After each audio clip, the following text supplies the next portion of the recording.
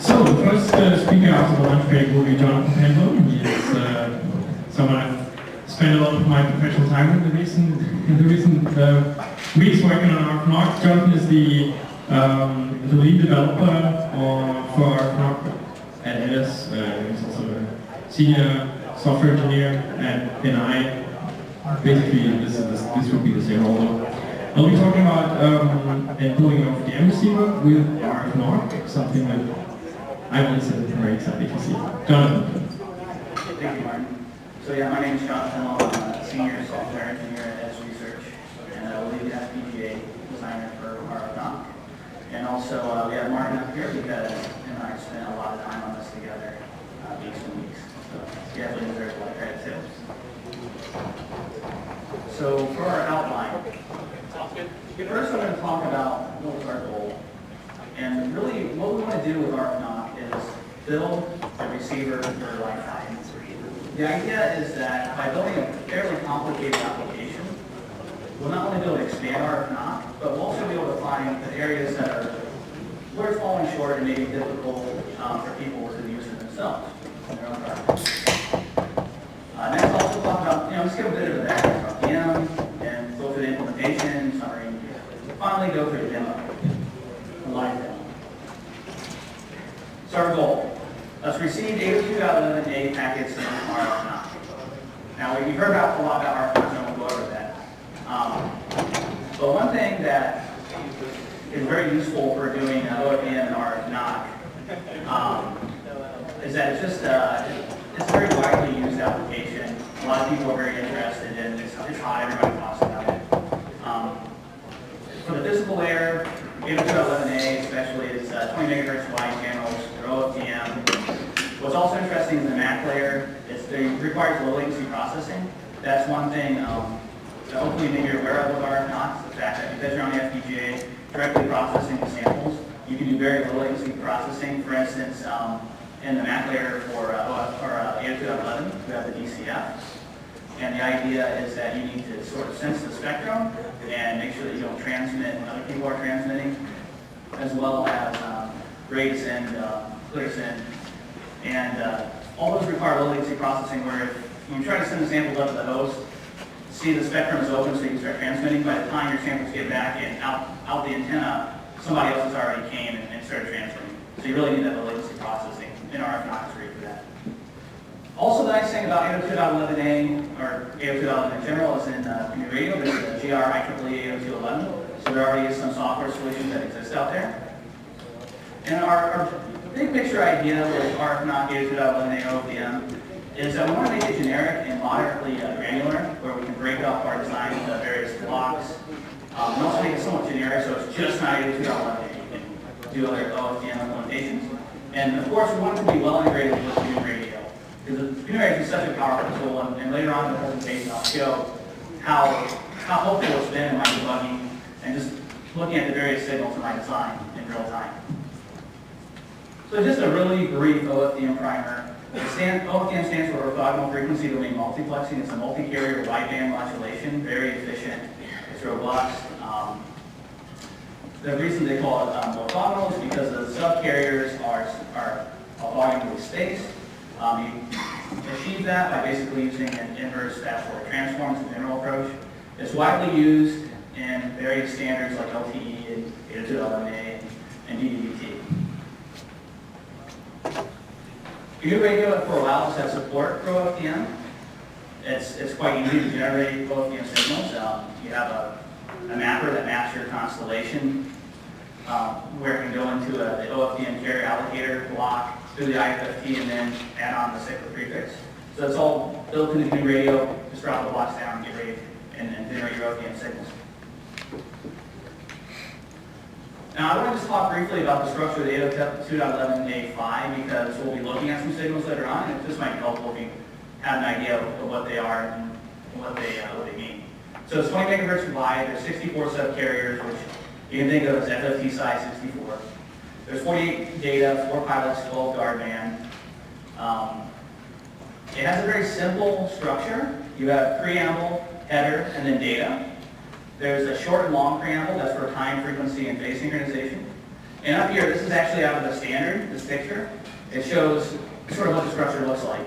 But this is a bit more informative. This is actual signal that you would receive what it would look like. Not really any noise on this one. You can see the first part is the short preamble that is smaller than the others, and it has a very regular, distinctive look to it. The next sort of section is the long preamble, and that's a pseudo-random sort of BPSK waveform, and it doesn't look as noticeable in the course data. This looks random string data. So before I go to the RFNoC radio, I want to show how would you build an OFDM receiver radio. What would it look like? And I want to contrast the software version versus, say, the RFNoC version. So first of all, of course, we have our USRP source. You need that for any photograph receiving real data. And then the next part is you need to do synchronization to the OFDM waveform, or the 802.11a waveform. In this case, a very popular algorithm is Jonathon and Cox. There's a paper on it. I highly suggest you read it. The actual implementation of the algorithm is very simple. And not only in software, but in FPGA and hardware, it's not that difficult to implement. But yet it's very robust. And one of the great things about it is it gives you your timing estimation along with frequency correction. It's kind of a 2-in-1 algorithm here. It's really nice. After you have your synchronization, your timing and frequency synchronization in the receiver, you then feed it through the FFT to go to the frequency domain. And really what you're trying to do there is get back to those individual subcarriers so you can demodulate them. After that, you would go into equalization. The general approach is to equalize in the long preamble. There's a lot of different methods. The simplest one, which I'll talk about later with RFNoC, is a one-tap equalizer or a zero-forcing equalizer. Basically, you get phase. With the one-tap equalizer, you get phase correction. In some systems, in some 802.11 systems, you may have a significant frequency offset, and this would be the point where you also do further frequency corrections. So the Jonathon and Cox algorithm gave you some, but to get the complete amount of frequency correction you need, you do it at this point after the FFT. Finally, there's a serializer and constellation decoder. So here is where you remove pilot tones and guard bands, and also just decode the symbols to bits. So this is our software implementation that you could build today in radio. Contrast that with what we have in RFNoC. So first of all, we have our RFNoC radio block, analogous to your USRP source block. This is actually data I recorded coming out of it. In this case, very clean, ISNR, looks great. Next, you have your OFDM synchronizer. This is based off of Jonathon Cox algorithm as well. And this is what it looks like as a block diagram in the hardware. All these blocks are all, if you're familiar with FPGA design, they're all axis string based, which basically means these are discrete sort of base blocks that you just hook together. Now, in our case, you do it in barrel locks, so you do have to package the signals and hook them up together. But in regards to actually building the overall design, they're just little discrete units that we put together to make a bigger algorithm. Next is the FFT, and this is some real data that's came out of the FFT for us. In this case, as I said earlier, the one-tap equalizer is what gives you phase correction. So here we're looking at a constellation, but it's kind of all over the place. And this is looking across multiple packets too, because there's going to be varying phase rotation, and there's no correction, so I'm just looking at the constellation, and it should look like a circle. But on the output of the equalizer, I should now have a real constellation. In our case, we transmit QPSK, and going through this equalizer, as I said before, it's a zero-forcing, one-tap equalizer. It's actually a very simple algorithm.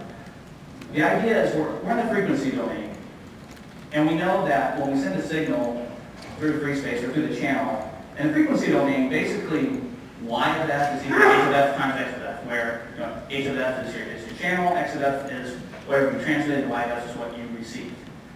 Well, in the case of 802.11a, you have the long preamble, and you know what that is. I said it was a BPSK modulated signal as well, which means that our long preamble looks like -1 or +1, or it might be 0 with our bands. But you have this a priori waveform that you can synchronize off of and equalize off of.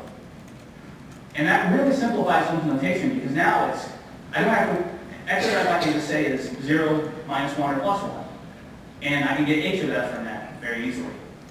And for an FPGA implementation, it's even simpler. I have, basically the implementation is a state machine plus a FIFO plus 2 multipliers, and then there's this complex invert that I wrote that's not just a full complex divider, it's just in this case, an invert, which is quite a bit simpler. So it makes for a great, efficient FPGA implementation. And I want to point out here is, when you look at this constellation, you say, oh, what's those 3 dots in the middle? Well, the left and the right one are pilot tones, and the middle one would be the guard band / PC pin. Finally, we have our last step here, which is the OFDM constellation demapper or decoder. This is where I actually put the code to remove the guard bands and the pilot tones. It also does scaling, and it converts our symbols to bits. Now, one thing to notice here is in the previous picture, if you look at where the dots are at, they are actually at square root of 2 over 2 at the corners here. But in this picture, the scaling comes into play where they're actually put the appropriate points in the original constellation that we transmitted. So this is the overall RFNoC implementation. And each block here is, has a direct parallel with the software implementation. So what I'd like to do now is just show you actually running it and with a live demo. And especially I want to show you some of the debugging capabilities that make RFNoC so powerful.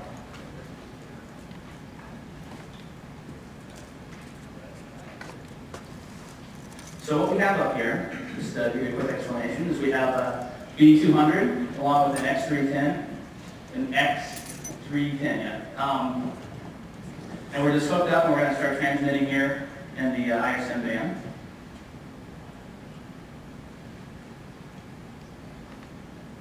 So here's my transmitter on the B200, to the light. And then let's run our OFDM receiver. And I'll show a little bit more on this flow graph. There's a lot going on here. But here you go. It's running now in real time in front of us. We're receiving our BPSK, or I'm sorry, our QPSK wave or constellation here. The nice part, of course, is it is really working. I can move it around, and it kind of, the constellation gets worse or better based on SNR. I can take the antenna out, completely lose my signal, and hook it back up, and it recovers. Maybe. There we go. So the nice thing about RFNoC is the fact that using the new radio along with it, we can easily debug our whole design here.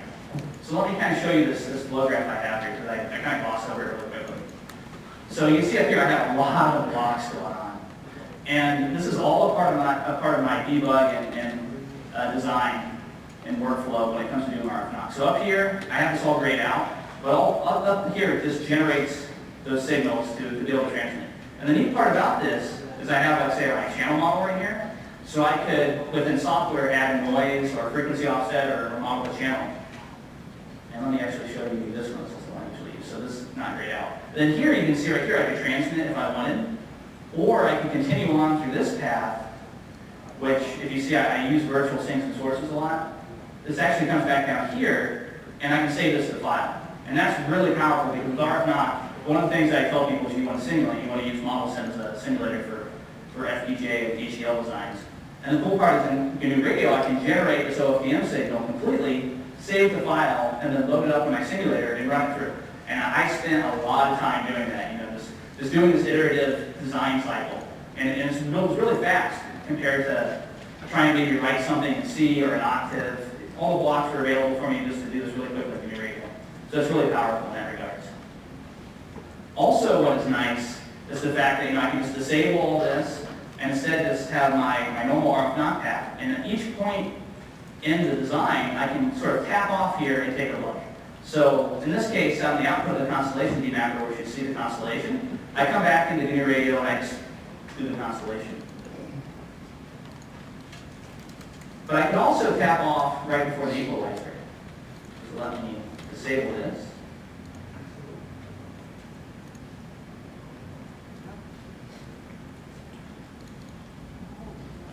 Then I can enable those blocks, and we should see the output of the equalizer. I think I disable species marker. So we'll run that again. Okay, so there we go. So there's our constellation. You see quite as well as we were earlier. That's okay. So the neat part about here is that we have these tags coming out. That's the RX end of the burst. And so we can see right here, in this case, I'll go over to my regular simulation because this doesn't look so noisy.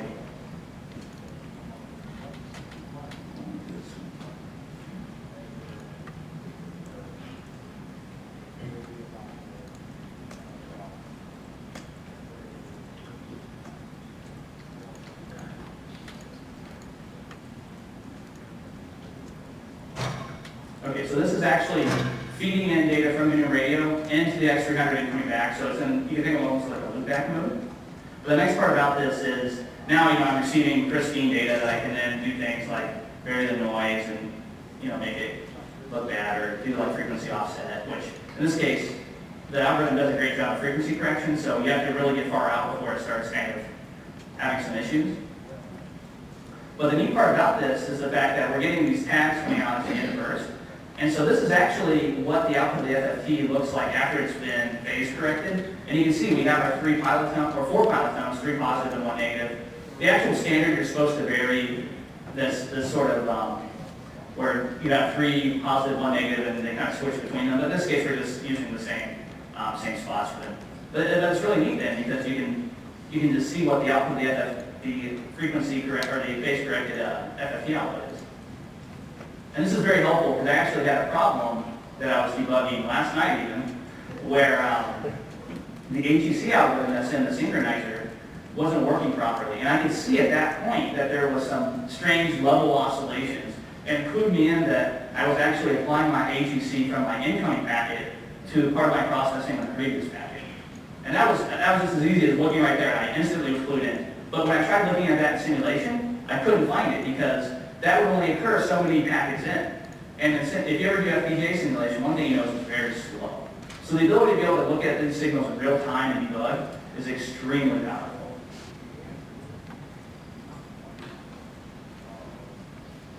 And you can just keep going down the line here. So, we can look at the output of FFT.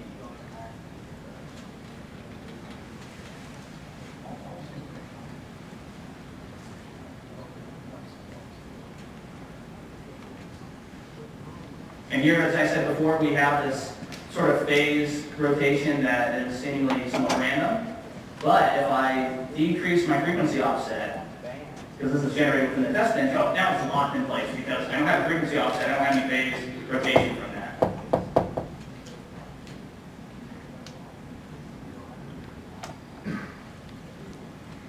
And that way, just being able to debug like this is also fairly educational. When you're first trying to, say, use this design, you're going, what's going on in each step? I want to know what it looks like. Why does this happen?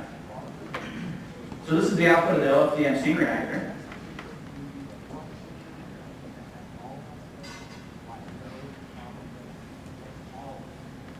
Now what's interesting here is, at the top I'm showing the full waveform, and on the bottom I'm showing basically the full waveform except that little distinctive part in the beginning, the short preamble. And the top and the bottom look similar, but what I can do is I can remove the frequency offset, and you can see something interesting. You can see how this first part, the long preamble, all of a sudden now is locked in place because it's not random data, it's the long preamble.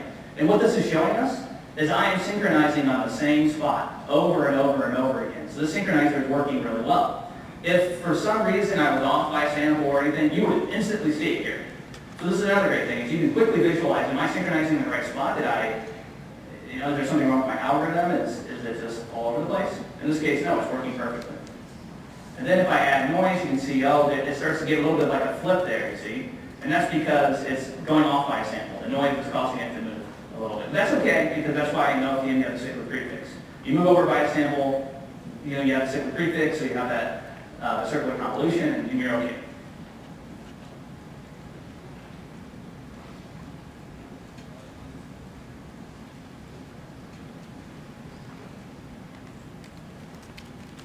So finally, we can then just see, okay, we're going to pipe data in and come right back out.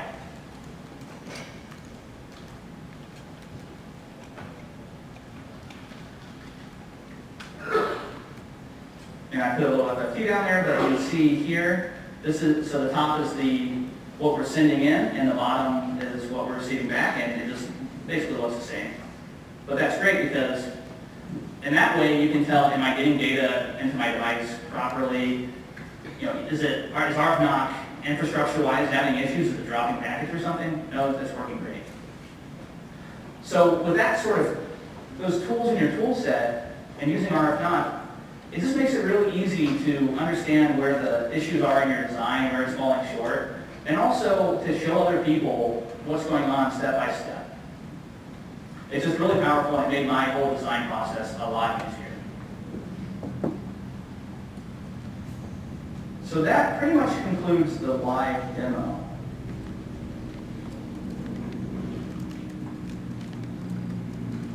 So to finish up here, in summary, we built an OFDM receiver in RFNoC.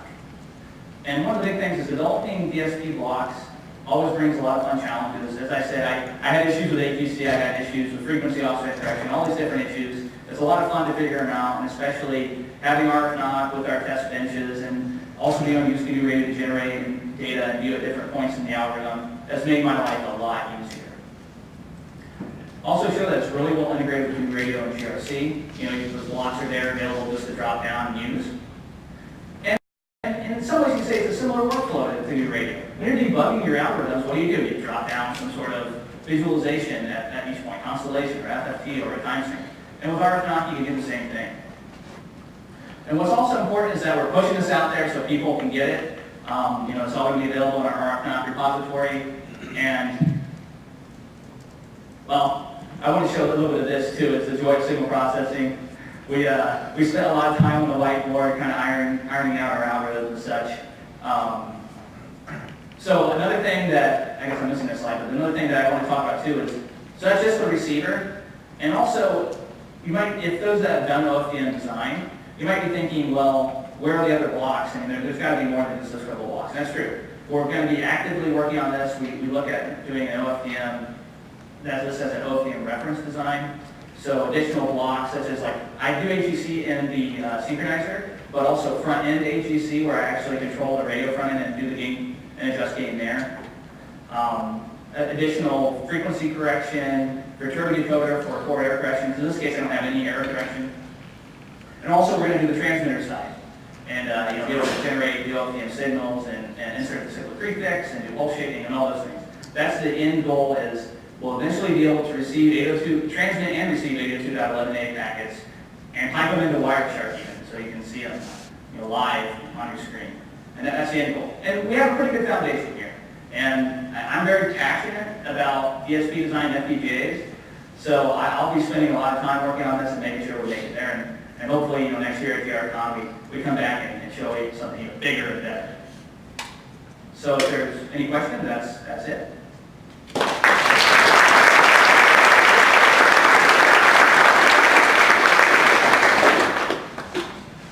Who's first? Take it. Have you done any testing against commercial 802.11a devices?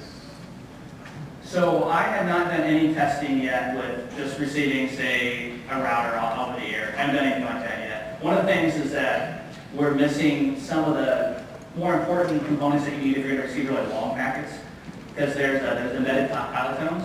They're used to continuously correct your phase offset, and we don't use them right now. That's another block I'm immediately going to start building, and then we'll be able to receive much longer packets. What about AC? Sorry? What about the A2? Oh, the other, like go to the N and everything like that, NAC. I would love to do it. I know there's many more challenges as you go to the more advanced protocols. We'll see. Right now, I think we're going to start off with A and see where we go with it. I definitely would like to do more advanced. We don't want to take away stuff from Any more questions?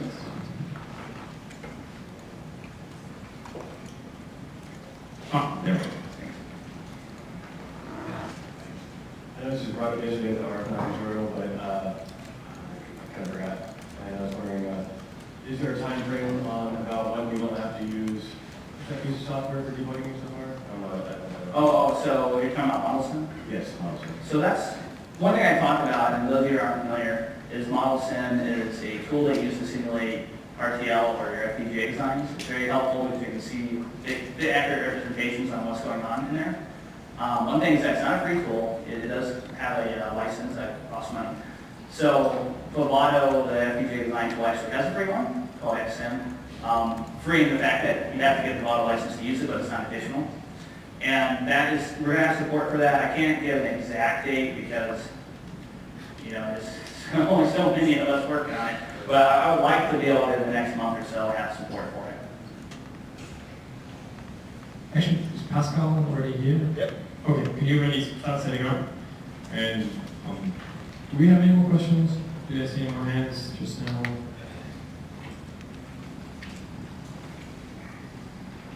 Oh, I don't know, I always think I see a twitching corner there. So, XSim is slower though than ModelSim, right? That is something. Is that true? XSim is much slower than ModelSim, is that still? Okay, that's true. So one thing is that free simulator is slower, so that's why a lot of people can use ModelSim. Okay, well then thank you again, we're